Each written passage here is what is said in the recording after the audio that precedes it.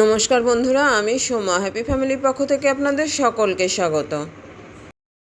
আজ আমি চলে এলাম ফলি মাছের একটা নতুন রেসিপি নিয়ে। এই ফলি মাছটা আমি ঝিঙে আলু দিয়ে রান্না করেছি। আর এই রেসিপিটি দেখতে হলে বন্ধুরা অবশ্যই একটা লাইক দিয়ে ফুল ওয়াচ করে দেখবেন। এখানে আমি 5টা মাঝারি সাইজের ফলি মাছ কেটে নিচ্ছি। ওজনে কতটা আছে বলতে পারবো না, সেটা আমার হাজবেন্ডকে জিজ্ঞাসা করা হয়নি। এই মাছগুলোর আঁশ ছাড়ানো ভীষণ ঝামেলার কাজ, তাই প্রথমে আমি আঁশগুলোকে ছাড়িয়ে ভালো করে ধুয়ে নিয়েছি। আর এই আঁশগুলোকে এই মাছের ব্যাগের উপর মাছটাকে ডলে ডলে ছাড়িয়েছি। আঁশগুলো ছাড়িয়ে ভালো করে ধুয়ে নিয়ে এখন আমি এগুলোকে পিস করে নিলাম। আপনাদের তো বলেছি বন্ধুরা যে আমার ছোট ছেলেটার পক্স উঠেছিল, তাই নিয়ম মেনেই বেশ কিছুদিন মাছ খাওয়া হয়নি। আর পক্সটা কমে যাওয়ার পর যেদিন ছেলেটাকে চান করালাম সেদিন এই মাছটা রান্না করেছি। বাড়ির বড়দের কাছে শুনেছি যে যদি কারোর পক্স হয় সেরে যাওয়ার পর এই মাছের ঝোলটা নাকি তাদের জন্য খুবই উপকারী। আর সেই কারণেই এই মাছটা রান্না করা হয়েছে। তো দেখতেই পাচ্ছেন বন্ধুরা, মাছগুলোকে কেটে ধুয়ে লবণ হলুদ মাখিয়ে নিয়েছিলাম আর এখন ভেজে নেওয়াও হয়ে গেছে। এই যে বন্ধুরা, মাছগুলোকে কিন্তু আমি অফ ক্যামেরায় ভেজে নিয়েছি।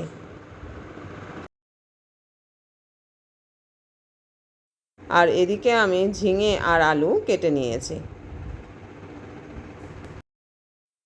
এই যে এখানে ঝিঙে রয়েছে আর এখানে আলু কাটা রয়েছে।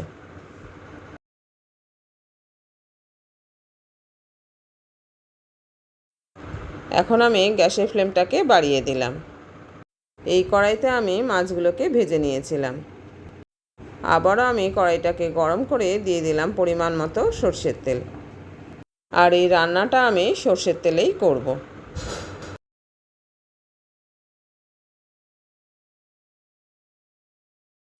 এখন তেলটা গরম হয়ে গেছে, এর মধ্যে দিয়ে দিলাম সামান্য সাদা জিরে আর একটা শুকনো লঙ্কা চেরা। জিরে আর শুকনো লঙ্কা দিয়ে একটু নেড়ে চেড়ে নিলাম। এবার দিয়ে দিলাম কেটে ও ধুয়ে রাখা আলুগুলোকে। এর মধ্যে দিয়ে দিলাম সামান্য লবণ। লবণ দিয়ে আলুগুলোকে এখন আমি হালকা করে ভেজে নেব।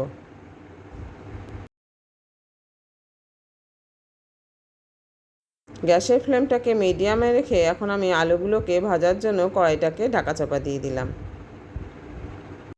মাঝে মাঝে এইভাবে কড়াইটা ঢাকা চাপা দিয়ে আমি আলুগুলোকে ভেজে নিলাম। এখন আলুগুলো ভাজা হয়ে গেছে, এবার আমি ঝিঙেগুলোকে দিয়ে দিলাম। ঝিঙেগুলো দিয়ে এটাকেও আলুর সঙ্গে ভেজে নেব।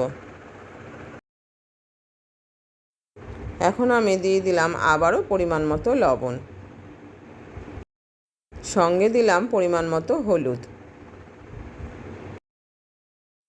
আবারও এটাকে ভালো করে নেড়ে চেড়ে নিলাম।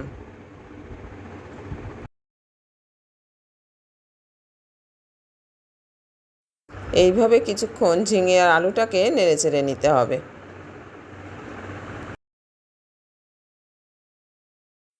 এখন ঝিঙে থেকে বেশ কিছুটা জল ছেড়েছে। এই সময় আমি ছোট সাইজের একটা পাকা টমেটোকে কেটে দিয়ে দিলাম। আবারও এটাকে একসঙ্গে নেড়ে চেড়ে দিলাম। এবার দিলাম 2টো চেরা কাঁচা লঙ্কা আর 1 চামচ গ্রেট করা আদা।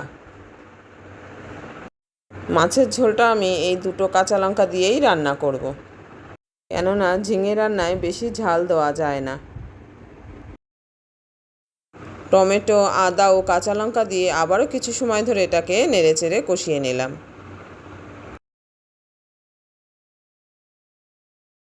এখন ঝিঙে থেকে যে পরিমাণে জল বেরিয়েছিল তা পুরোটাই শুকিয়ে গেছে। এই সময় আমি দিয়ে দিলাম একটা ছোট চামচের 1 চামচ ধনের গুঁড়ো। আজকের এই রেসিপিটা আমি বন্ধুরা খুব অল্প তেল মশলায় আমি রান্না করব। তাই খুবই সামান্য পরিমাণে ধনের গুঁড়ো দিয়ে একটু নেড়ে নিয়ে এখন আমি দিয়ে দিলাম পরিমাণ মতো জল।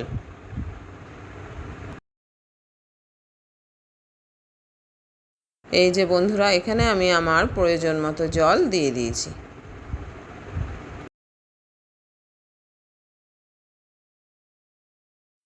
জল দিয়ে এখন আমি কড়াইয়ে ঢাকা চাপা দিয়ে দিলাম 10 মিনিটের জন্য। এদিকে 10 মিনিট ধরে ঝোলটা ফুটতে থাকুক, আর অন্যদিকে আমি 1 চামচ সাদা জিরে ভেজে নিচ্ছি।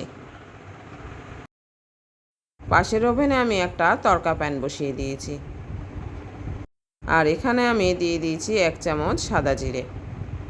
খুব সামান্য তেল দিয়ে এটাকে এখন একটু নেড়ে চেড়ে নেব। যে কোনো জ্যান্ত মাছের ঝোলে রান্না শেষে যদি এই রকম ভাজা জিরে গুঁড়ো করে দেওয়া যায় তাহলে কিন্তু ঝোলের টেস্টটা একটু অন্যরকম হয়। তাই এখানে আমি 1 চামচ সাদা জিরে ভেজে নিলাম। আর এই জিরেটা ভাজার সময় কিন্তু বন্ধুরা গ্যাসের ফ্লেমটাকে একদম লোতে করে ভাজতে হবে, তা না হলে এটা চট করে পুড়ে যাবে। জিরেটা এখন আমার ভালোভাবে ভাজা হয়ে গেছে। এখন আমি গ্যাস ওভেনটাকে অফ করে দিলাম, আর এদিকে আমি কড়াইয়ের ঢাকাটাও খুলে নিলাম। ঝোলটা খুব ভালোভাবে ফুটে গেছে।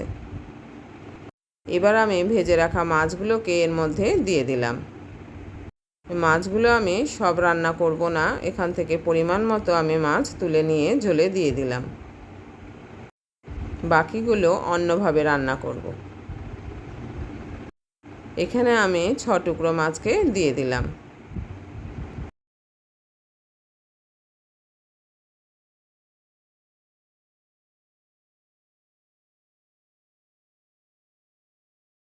মাছগুলো দেওয়ার পর একটু নেড়েচেড়ে নিলাম। এখন আমি ঝোলের লবণটাকে একটু টেস্ট করে নিলাম। মাছের ঝোলে লবণের পরিমাণ কম থাকায় আমি আবারও পরিমাণ মতো লবণ দিয়ে দিলাম।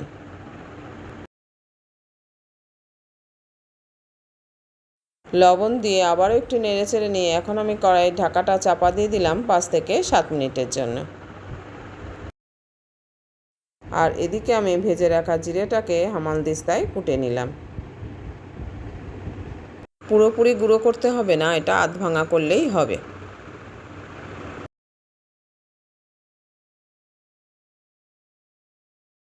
এই যে বন্ধুরা, এটা হয়ে গেছে।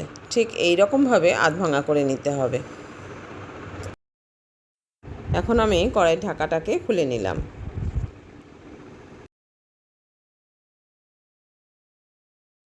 এবার ভাজা জিরে গুঁড়োটা এর মধ্যে এখন দিয়ে দিলাম।